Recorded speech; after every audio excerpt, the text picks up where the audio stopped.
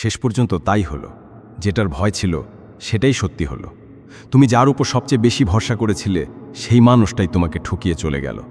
ভালোই হয়েছে, অন্তত তার আসল চেহারাটা তো সামনে এলো। কিন্তু সত্যিটা সামনে এলেও মনটা তো ভেঙে গেছে, তাই না?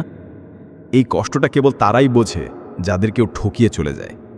যখন তুমি কাউকে খুব আপন ভেবে নাও, তার জন্য প্রতিটি মুহূর্ত বাঁচতে চাও, তখন এতটাই অন্ধ হয়ে যাও যে বুঝতেই পারো না যার জন্য এত কিছু করছো সেও কি তোমাকে ততটাই গুরুত্ব দিচ্ছে নাকি কেবল সময় কাটাচ্ছে। আমরা এতটাই ভালোবাসায় ডুবে যাই যে ভুলে যাই তার জীবনে আমরা ছাড়াও আরও অনেকে থাকতে পারে যারা হয়তো আমাদের চেয়েও বেশি গুরুত্বপূর্ণ। কিন্তু আমাদের মনে হয় আমরাই তার সব কিছু, আমরাই তার কাছে সবচেয়ে আপন। আর যখন হঠাৎ করে জানতে পারি যে সেই মানুষটা বাইরে যা দেখায় তার মনের ভেতরটা আসলে সম্পূর্ণ ভিন্ন, তখন পায়ের নিচে মাটি সরে যাওয়ার মতো অনুভূতি হয়। খুব খারাপ লাগে, বুকে প্রচণ্ড কষ্ট হয়। জেনে রেখো, এমনটা শুধু তোমার সঙ্গেই হয়নি, অনেকের সঙ্গেই এমন হয়েছে, হচ্ছে এবং ভবিষ্যতেও হবে।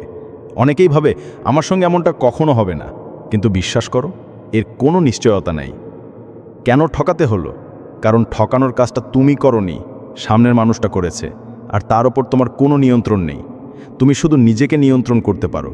তুমি তোমার দিক থেকে চেষ্টার কোনো ত্রুটি রাখোনি, কিন্তু সে তখনই কিছু করবে যখন সে নিজে চাইবে। এ কারণে তুমি কখনই প্রতারণা থেকে পুরোপুরি নিজেকে বাঁচাতে পারবে না। তাহলে ঠকে গেলে কি করবে? প্রথম কাজ হলো নিজেকে বা নিজের ভাগ্যকে দোষ দেওয়া বন্ধ করো। এটা শুধু আমার সাথেই কেন হলো এই প্রশ্ন করা থামাও। তুমি তো আর পৃথিবীর বাইরের কেউ নও যে তোমার সাথে এমনটা হতে পারে না। এটা আমাদের সবার সাথেই হতে পারে। নিজেকে একবার প্রশ্ন করো, তুমি নিজেকে দোষ দিচ্ছ কেন? ধোঁকা দেওয়াটা যদি তোমার হাতে থাকতো তবে হয়তো তুমি তা আটকাতে পারতে, কিন্তু কাজটা তোমার ছিল না, এটা সামনের মানুষটা করেছে যার উপর তোমার কোনো নিয়ন্ত্রণ নেই। তাহলে নিজেকে দোষ কেন দিচ্ছ? যদি তোমার সঙ্গে ধোঁকা হয়েই থাকে তাহলে ভাবো, যা পুড়ে ছাই হয়ে গেছে তা আর ফিরে আসবে না। যা একবার হারিয়ে যায় তার জন্য আফসোস করতে নেই, বরং অপেক্ষা করতে হয় তার জন্য যে সত্যি তোমার জীবনে আসার যোগ্য। যার যাওয়ার ছিল সে চলে গেছে, তাকে যেতে দাও। আমরা কি করব সেটা আমরাই ঠিক করব, অন্যরা কি করবে সেটা তাদের ব্যাপার। যখনই মন কষ্টে ভরে উঠবে নিজেকে বলো, তুমি আমাকে ঠকিয়েছ, কিন্তু তাতে আমার কিছু আসে যায় না। আমি চাইলে তোমার সাথে একই ব্যবহার করতে পারতাম, কিন্তু যদি আমিও তোমার মতো হয়ে যাই তাহলে আমাদের মধ্যে পার্থক্য কোথায় থাকবে? এই পার্থক্যটাই আসল, আর এটাই তোমাকে ধরে রাখতে হবে। নিজেকে এই বলে সান্ত্বনা দাও যে ভালোই হয়েছে, সত্যিটা অন্তত সামনে তো এসেছে। ভাবো তো, যদি আজও সত্যিটা না জানতে তাহলে বাকি জীবনটা এমন একজনের জন্য অন্ধকারে কেটে যেত যার মনে তোমার কোনো অস্তিত্বই ছিল না। যা শেষ হয়ে গেছে সেটাই চূড়ান্ত।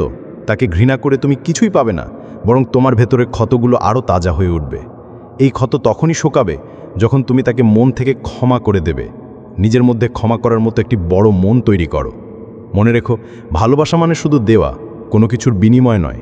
যদি তুমি কিছু ফিরে পাওয়ার আশা করো তাহলে সেটা ভালোবাসা নয়, সেটা একটা লেনদেন।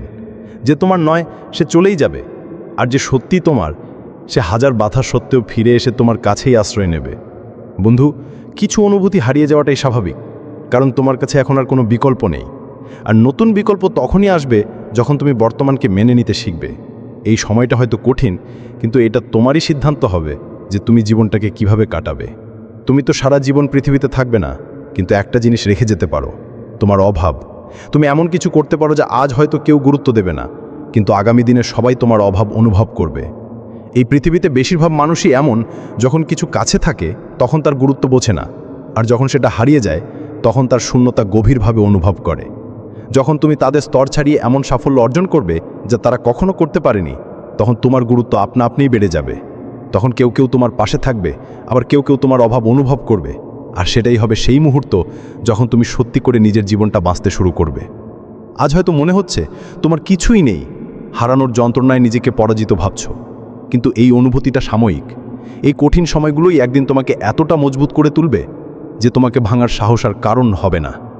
তোমার হৃদয়ের এই আগুনই তোমাকে আসল মানুষ বানাবে, যখন তুমি এই আগুন দিয়ে অন্যদের হৃদয়েও আলো জ্বালাতে পারবে। নিজের উপর বিশ্বাস রাখো, বিশ্বাস করো এই খারাপ সময়টা তুমি বদলে দিতে পারবে। আজ হয়তো তুমি একা লড়ছ, কিন্তু একদিন তুমি এই পৃথিবীকেই দেখিয়ে দেবে যে সময় খারাপ ছিল, আমি নয়। আমার ভাগ্য দুর্বল হতে পারে, কিন্তু আমি দুর্বল ছিলাম না। আমাদের জীবনে সবচেয়ে বেশি প্রভাব ফেলে একটাই জিনিস, আমরা নিজের সম্পর্কে কি ভাবি। আর যদি তুমি নিজের উপর বিশ্বাস রাখো, তাহলে অসম্ভব বলে কিছু নেই। ধোঁকা দেওয়া বা খাওয়া এই পৃথিবীর জন্য নতুন কিছু নয়। তোমার জন্য হয়তো নতুন, কারণ তোমার সাথে এটা প্রথমবার হয়েছে, কিন্তু মনে রেখো, এটা আগেও হয়েছে, ভবিষ্যতেও হবে। এতে নিজের মানসিকতাকে দুর্বল হতে দিও না। স্টোয়িক দর্শন বলে, এই জগতে কোনো কিছুই চিরস্থায়ী নয়, না তুমি, না তোমার অর্জন। তাই এগুলোর পেছনে মায়া না বাড়িয়ে একজন ভালো মানুষ হও এবং নিজের দায়িত্ব পালন করো। এটাই প্রকৃতির নিয়ম, যা তুমি পাল্টাতে পারবে না। তুমি যা পারো তা হলো পরিস্থিতি স্বীকার করতে, ভুল থেকে শিখতে এবং নিজের মধ্যে পরিবর্তন আনতে। তুমি কঠোর পরিশ্রম করো, যাতে শুধু তোমার নয়, তোমার দেশেরও নাম বিশ্বে ছড়িয়ে পড়ে। পরিশ্রম করতে থাকো, নিজেকে ভালোবাসো, আর এই কঠিন সত্যগুলো যদি ভালো লেগে থাকে, তাহলে মোস্তফা ভয়েস চ্যানেলটিকে মনে রেখো, কারণ এই চ্যানেল তোমার ভাঙা হৃদয়কে শক্তিশালী করার ক্ষমতা রাখে। তোমার মতামত কমেন্টে জানাতে ভুলো না। ভালো থেকো।